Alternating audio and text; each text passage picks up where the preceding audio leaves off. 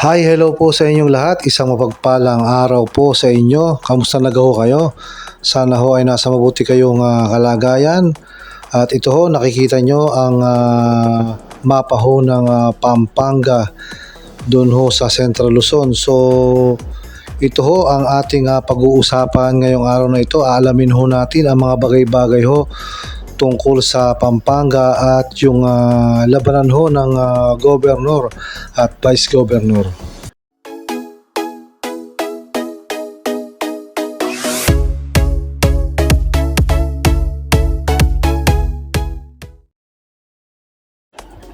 Ang lalawigan ho ng Pampanga ay matatagpuan sa Central Luzon at ang nakakasakop hong region dito ay Region 3.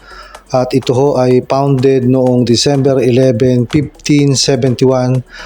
Ang kapitolyo ho ay San Fernando, Pampanga at ang pinakamalaki hong syudad ay ang Angeles City. Ang lalawigan ho ng Pampanga ay may tinatawag hong independent cities, isa ho yan, at yung component cities ho nila ay 2. Ang legislative district ho ay 4. Ang municipalities ho sa buong lalawigan ng Pampanga ay 19 at ang dami ho ng barangay dyan ay nasa 538. Ang independent city ho sa Pampanga ay ang bayan ho ng Angeles o ang Angeles City at ang component cities ho ay ang San Fernando City at ang Mabalacat City. Ayon po sa history, ang lalawigan ho ng Pampanga ay meron hong nasasakupan dati na parte ho ng ibang probinsya ng Tarlac, Bataan, Zambales, Nueva Ecija, Bulacan at ang lalawigan ho ng Aurora. Ang lalawigan ho ng Pampanga ay na-reorganize noong December 11, 1571 dahil ho yung mga Kastila noon ay kanilang nadiskubre na lumalaki na po ang population ng lahat ng nakatira ho sa lalawigan ng Pampanga. Ang lalawigan ho ng Pampanga ay kilalang-kilala ho doon sa mga pagkaing masasarap po ng mga Kapampangan. Kaya nga ho sila ay tinawag na culinary capital of the Philippines.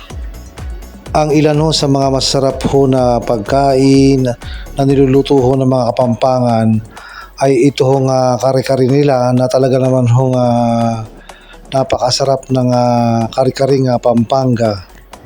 At ang isa pa ho dyan na talagang sikat na sikat ho ay ang tinatawag hong sisig Pampanga. Ang isa pa po sa pinagmamalaki ng mga taga Pampanga ho ay yung kanila hong tusinong Pampanga. Sa katunayan ho ay merong manufacturer ho dyan ng tusino Pampanga na talagang kilala ho sa buong kapuluan ng Pilipinas. Bukod ho sa pagkain ay napakarami din hong tourist attractions dyan ho sa lalawigan ng Pampanga. Isa ho sa pinagmamalaki nilang tourist attraction ho sa lalawigan ng Pampanga ay yan hong tinatawag nilang Giant Lantern Festival na ginaganap ho tuwing Disyembre ho, mga 15 of December. Ito hong tinatawag na Giant Lantern Festival. Isa rin ho sa mga dinadayo ho sa lalawigan ng Pampanga ay ito hong crater ng Mount Pinatubo. At ito rin hong tinatawag na Sky Ranch Pampanga ay tourist attraction din po yan sa lalawigan ng Pampanga. Isa pa rin po sa dinadayo rito sa lalawigan ng Pampanga ay ito pong water park na kung tawagin po ay ang Aqua Planet. So yan po, dinadayo rin po ng ating mga kababayan yung lugar na yan dyan po sa lalawigan ng Pampanga. Ang isa pa po sa mga tourist attraction sa lalawigan ng Pampanga ay itong tinatawag nilang Clark Museum 4D Theater. At ito naman ho yung kilalang-kilalang Mount Arayat na kung saan ho ay ito'y makikita lalong-lalo na pag ikaw ay bumabagtas ng North Luzon Expressway at yung tinatawag nilang SCTEX. Ito naman ho yung itsura ng Pampanga Provincial Capital. Ang lalawigan ho ng Pampanga ay may kabuang population na 2,403,709. Yan po ay ayon sa 2020 census. At ayon ho sa COMELEC, ang lalawigan ho ng Pampanga ay may kabuang registered voters na 1,580,473. Yan po ay ayon sa COMELEC noong 2022. At base rin ho sa talaan ng COMELEC, ang registered voters ho na talagang bumoto noong 2022 ay umabot lang ho sa 1,374,488. Ang kasalukuyan pong ama ng lalawigan ng Pampanga ay ang ika-29 Governor ng Pampanga po na si Dennis Delta Pineda. At ito naman po yung political career ni incumbent Governor Dennis Delta Pineda. Siya po dati ay naging member ng Lubao Municipal Council mula noong 1998 to 2001 at siya din po ay naging Lubao Municipal Mayor mula 2001 hanggang 2010. Pagkatapos po niyang maging mayor ng Lubao, Pampanga, siya naman po ay naging Vice Governor ng Pampanga mula ho taong 2013 hanggang 2019.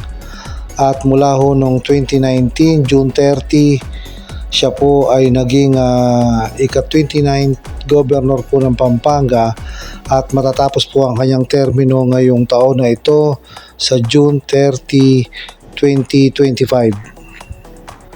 Ito naman po yung resulta ng eleksyon ho noong 2019 nung unang lumaban ho si incumbent Governor Dennis Pineda. At dyan ho sa labanan na yan ay nanalo ho siya at siya ay nakakuha ng botong 657,606. At ang nakalaban niya ho dyan ay si Jomar Hison na nakakuha lamang ho ng botong 229,392. At yung iba naman pong independent ay nasa 5,000 lang pumahigit ang boto at 4,000. At noon naman pong election 2022 ay muli pong lumaban itong si incumbent Governor Pineda at dyan po ay nakalaban niya si Danilo Bailon. So sa pangyayari pong yan ay nanalo pong muli itong si Delta Pineda na nakakuha ho ng botong 648,042 votes laban ho kay Danilo Bailon na nakakuha lamang ng 453,408 votes.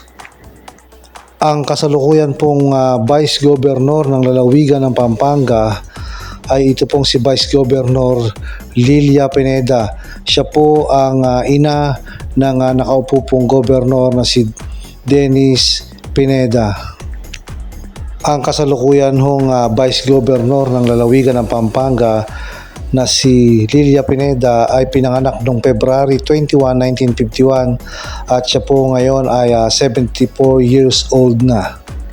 At base po sa kanyang political career, siya po ay unang sumabak sa larangan po ng politika noong 1992 kung saan po siya ay naging ika-22 mayor po ng Lubao, Pampanga at siya po ay naging mayor dyan mula 1992 hanggang 2001. At pagsapit naman po ng 2001 hanggang 2007, siya po ay naging board member ng ikalawang distrito ng lalawigan ng Pampanga. At noon naman pong taong 2010 hanggang 2019, siya ho ay naging ika-28 governor ho ng lalawigan ng Pampanga. At pagdating naman ho ng 2019 hanggang ito hong taong kasalukuyang 2025, siya ho ay Vice Governor ng lalawigan ng Pampanga. At matatapos ho ang kanilang termino ngayon hong taon sa June 30, 2025. Ang maglalaban ho sa posisyon ng pagkagobernador sa lalawigan ng Pampanga ngayong May 12, 2025 ay ito pong incumbent Vice Governor na si Lilia Pineda at ang mga kalaban niya ho dyan ay si Engineer Danilo Bailon. So siya ho ay dati nang lumaban ng pagka-gobernador noong 2022 election, subalit hindi po siya pinalad dahil po nanalo dyan ay si Governor Dennis Pineda. Base ho sa political career nitong governor candidate po sa 2025, itong si Engineer Danilo Bailon, siya po ay naging 2022 governor candidate na po na nakalaban po ni incumbent Governor Dennis Pineda, at siya din po ay dating naging mayor ng Candaba, Pampanga mula noong 2016 hanggang 2019. Ito pong incumbent vice governor na si Lilia Pineda ay lumaban ho noong 2019 sa pagka vice governor, at doon po sa labanan na yun ay wala po siyang nakalaban at siya po ay nakakuha ng botong 808,015 votes. At noon naman pong nakaraang election 2022 ay naging unopposed po ulit itong si Lilia Pineda sa paglaban po niya sa posisyon ng pagka-vice governor, at dyan po ay nakakuha siya ng botong 868,226. At sa labanan naman po ng vice governor ngayong darating na May 12, 2025, ang maglalaban po dyan sa posisyon na yan ay ang incumbent governor na si Dennis Pineda, at ang makakalaban po niya dyan ay ang dating gobernador din ho ng Pampanga na si former Governor Ed Pandillo. Ito pong dating gobernador na si Ed Pandillo, siya po ay dating Roman Catholic priest, at nung lumaban po siya ay inalis na po siya sa hanay po ng mga pari sa Katoliko po. At ito pong si former Governor Ed Pandillo ay pinanganak noong December 16, 1956, kaya siya po ngayon ay 68 years old na. Si former Governor Ed Pandillo ho ay naging ika-27th Governor ho ng Pampanga mula ho nung taong 2007 hanggang 2010. So yan ho ang panahon na naging gobernador ho itong si former Ed Pandillo. Balikan lang po natin yung naging election po nung 2007 election na kung saan ho nanalo itong si former Governor Ed Pandillo, at dyan po ay meron siyang 4 na nakalaban noon pong taong 2007. Ilan po sa mga matindi niyang nakalaban po sa eleksyon noong 2007 ay ito pong incumbent vice governor na si Lilia Pineda na nakakuha ho ng botong 218,559, at ang isa po ay ang dating governor din ho na si Mark Lapid na nakakuha ho ng botong 210,875 votes, samantalang ang boto ho na nakuha ni Ed Pandillo ay 219,706 votes. So napakadikit ho ng labanan na yan noong taong 2007. So ulitin lang ho natin ang maglalaban ho sa pagka-gobernador sa darating May 12, 2025 sa susunod na buwan po ay ito pong incumbent vice governor na si Lilia Pineda, at ang dati pong kandidato sa pagka-gobernador ng 2022 ito pong si Engineer Danilo Bailon na naging mayor po noong 2016 to 2019 sa Candaba, Pampanga. So sila ho ang maghaharap sa darating na eleksyon 2025. At sa posisyon naman po ng pagka-vice governor ho sa lalawigan ng Pampanga, uulitin ko lang ho, itong si incumbent Governor Dennis Pineda, at ang dati pong gobernador din na si former Ed Pandillo ho ang lalaban ho sa pagka vice-gobernador sa lalawigan ng Pampanga.